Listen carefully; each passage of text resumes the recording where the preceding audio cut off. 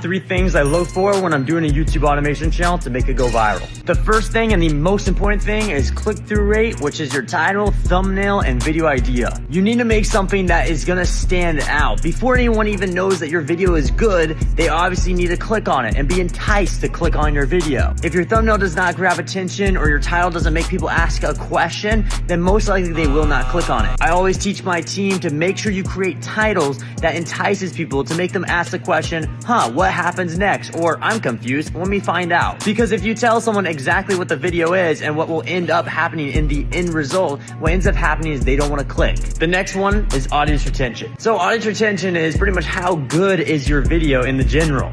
Are people watching all the way through your video? In my opinion, some of the best audience retention hacks are not always the editing. Ultimately, you need all these things to come in together, a narrator, a script writer, a video editor. But my point is, at the end of the day, all that matters is people watch all the way through your video. The final main thing I look at when it comes down to a YouTube automation channel is churn rate. I call it churn rate, some people say viewer session time. So the way I look at it is if people is watching your videos over and over again and more of them, that's key. YouTube wants to know that people enjoy your videos and they want to keep coming back over and over again. And so make sure you make it as binge worthy as possible.